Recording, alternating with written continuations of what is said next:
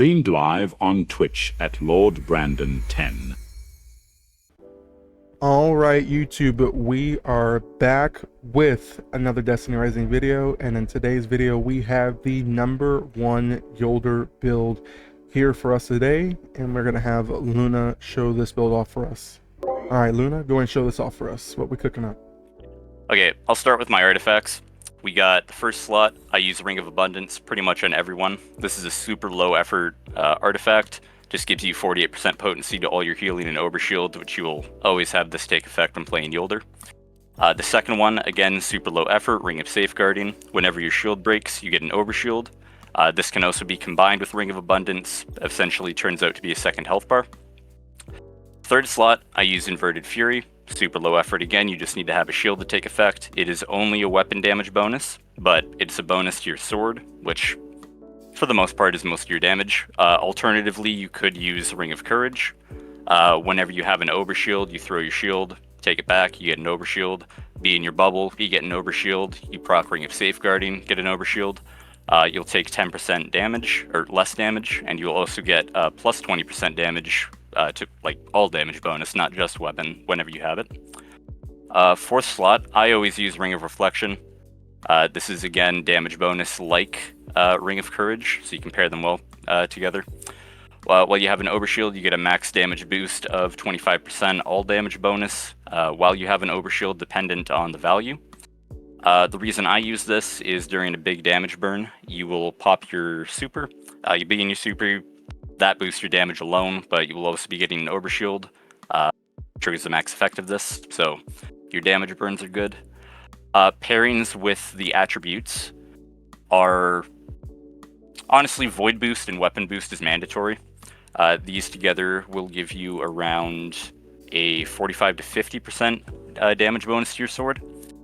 I'm not super happy that I have a super boost, although it is doing something for me by the secondary effect of giving more overshields. But an ideal artifact of what you would want would be the element that you choose. There are reasons to only run Void, even if you are using non-Void weapons. You'd always want the weapon boost. You want ability strength, because this will actually also boost your weapon damage, so you're boosting your sword again a lot. And then signature, which the secondary effect of that is boosting abilities on rapid spams. So if you're throwing out a lot of shields, it'll boost consecutive shields. On the weapons portion of it, I chose to go the Cackalic route. I believe this is the best sword in the game, simply because of the Dismemberment perk. It gives you around 75% damage by a base at 3 stacks. The enhancement gives you an additional 15 for around 90%. Very, very effective. Annihilation, awesome passive perk on any weapon. As soon as they get below 45% health, start taking more damage. Below 33% health, the enhancement plus 20. You can go on the origin trait, pretty simple, just the enhancement is extra 8% damage. On this last cycle of Calamity, you really wanted to have the Partridge Sky. I screwed myself by taking this route, but I'm not unhappy with going the all Void route.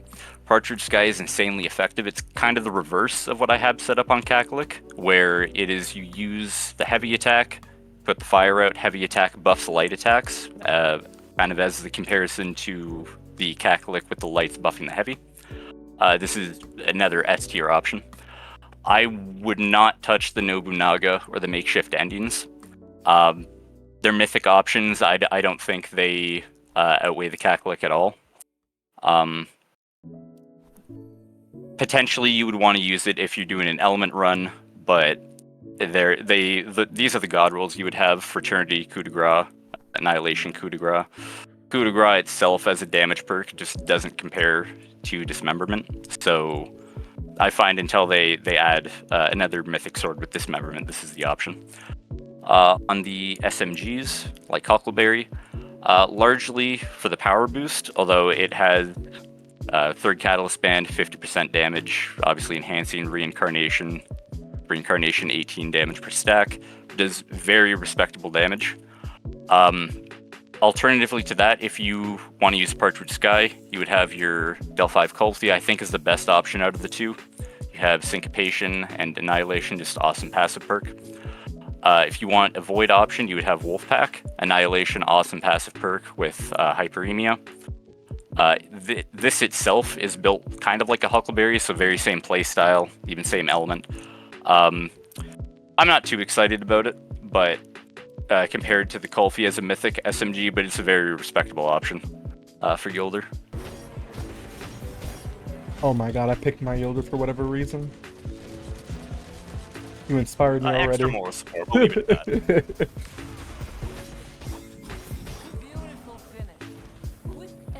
Alright, and the Retribution again here. What's that doing for you? Because I lost that.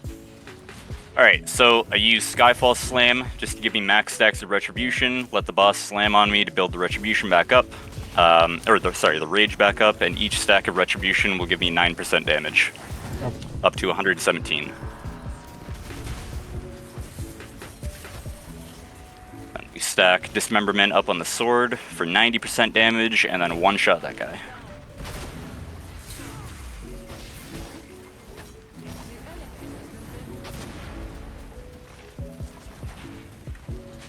Sprint on over, same thing, let the boss land on you.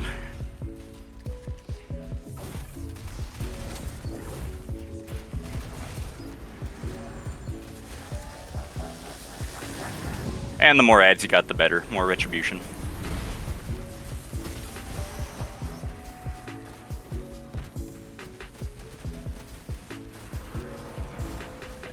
Wait, Skyfall, one-shot the guy.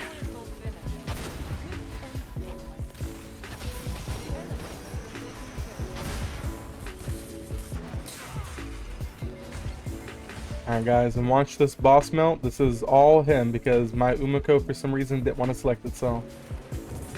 So we bubble, Skyfall, and start beating the crap out of him.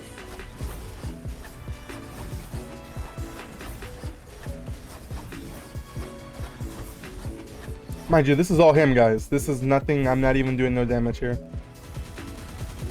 And That's could insane. have had one more heavy, but we go into Huckle. Wow.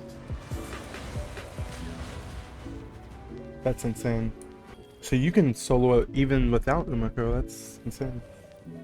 Oh yeah, I believe my character on a solo would be capable of it, but you know, like, if by base yourself you're hitting for 2 million, twice even because of Retribution, like, add Tan, add Yumiko, add Hellhest, you're hitting for millions. Wow. We're happy with the sword damage, had a hunch that we're going to be kind of cracked. I think if you're looking at it like a character per character basis, I think Hellhest is 100% better, but Yolder is no slouch by any means.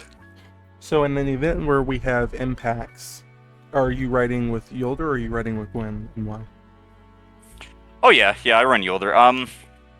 So if you want like the most cookie cutter thing, it's because my Yolder is just a higher level than my Gwen. Mm-hmm. But say they were on like the same point, I would still pick Yolder. Just because like you have her weapon mastery by a base that's 117% damage. Plus the Cackalic it's the only sword in the game that can get Dismemberment. Dismemberment is what I think makes that the best sword in the game. By base, each light attack gives you 25% heavy attack damage up to 75%. So it's the old Destiny 2 combo of like Relentless Strike's Whirlwind Blade where you hit 3 times then do a heavy attack. So that's just a combo that I like a lot in general. If you enhance that further, then each light attack gives you an extra 15% damage per light attack. So now Dismemberment can give you 90, mixed with Retribution, that's 207% damage. Mixed with the ability strength 10% bonus, that's 227%. Mixed with Fury, that's 257%. Mixed with Reflection, like it just keeps going up. Dang. That's insane. Well, I appreciate you so much, I really do. Yeah, no worries. There's also one thing about build crafting I was really trying to get into and like search the math out for. Mm-hmm. You mentioned May. I actually might bounce this idea off of her. I was thinking about elements, and so Retribution, based on stacks, it causes a second instance of void damage. Mm-hmm. And if you're at 13 stacks, you do an extra instance of weapon damage equal to 117% of damage. Now, on a arc weapon, say if I was using the Kulfi, if I would shoot something, I would do 100% of weapon damage just from the weapon, obviously doing what the weapon does. But then I would hit Retribution, which would give me an additional instance of void damage at 117% of that.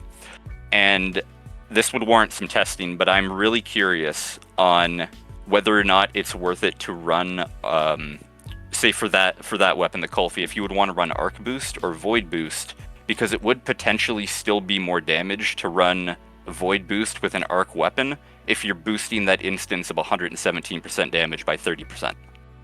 So you're saying if you wanted to run the Coffee and take an Arc instead of running the Huckleberry or Wolfpack? That's something that I'm really trying to test out. I don't know for 100%, but in my mind, if I shoot something with an arc weapon, and it does an extra instance of that damage, but 117% of it as void, then in my mind, I would still want to run Void Boost because I would be boosting the 117% instead of the 100%. That's interesting because Huckleberry has that stacking damage, so I don't know, I can't wait. You gotta let me know on that one. Yeah, for sure. The Huckleberry gets a lot of shit, but you know, like the use case I think it's the most viable in, or not viable, the most useful in, is when you pop Yolder Super, because you have the bottomless mag for a little bit, and a lot of the time you would be using the Super to damage Boots' sword. But let's say you're not. Maybe you're fighting a rapid fire Shinka. Like you kill a few things, you get reincarnation up. That's a little bit of damage boost. But that final catalyst band, like when you're shooting for long enough, you get an extra 50% damage, and that damage boost just doesn't go away at all because you have a bottomless mag. So you just start tearing with it. Jeez. Man, that build, you got me wanting to spec into Yolder now. Yeah, I know. I've been told a lot that I got a lot of people thinking that they built their Yolders wrong, but I mean, it's a super simple build. It's just a lot of little multipliers working together to get you a really big ass number. Yeah, I think that's my next character. I think between you, because I was here with Lady, and Lady was number 3. I'm not sure where she's at now, but she was walking us through a little bit. Yeah, I believe between the two of you, I believe May is still number 3. Yeah, we're gonna the builds for the top Yolders. Like I'm number 1. I'm friends with number 2. I'm friends with May. She's number 3, and I think Bumble Brown is number 4. I haven't played with Bumble, but for May and Weeb, like I was running some Calamity with May the other day, and when we finished on 1, like we hit within 0.2 damage of each other. So like the builds are just so itemized, I guess. They're just so exact. I love how the balancing works. Yeah. Because we are using completely different weapons too. Like May is Kulfi Partridge. I'm Huckleberry Cackalick, like still hitting very similar damage. Yeah. She was even using Kulfi, like she was able, I think in 15 seconds, I have to go back and watch it, but she was doing like 2.2 mil just on the SMG with like stacking the buffs and everything, and it's insane. I didn't know that Yolder had that potential to do that. Oh yeah, definitely. Yeah, May is great. We all love May. Oh yeah. Well, Luna, thank you so much for showing this build off. We really appreciate you. We really do. And you just inspired a lot of people today. YouTube, well, that is it for this video. Thank you all again for the love and support on this video. If you want to show some additional love for us, make sure to like, comment, and subscribe. We have an amazing Destiny Rising Discord community, and we'll have that server pinned down in the comment section below with the link. You can join in. We're doing Calamity helps just about every day, PvE helps, raid helps, just about everything, so feel free to join in. Also, we're doing these tests and character reviews and helps and whatever else live on our Twitch, so make sure to come over to our Twitch at LordBrandon10 and come over and hang out with us in Twitch chat, and we'll see you guys in the next Destiny Rising video. Peace out.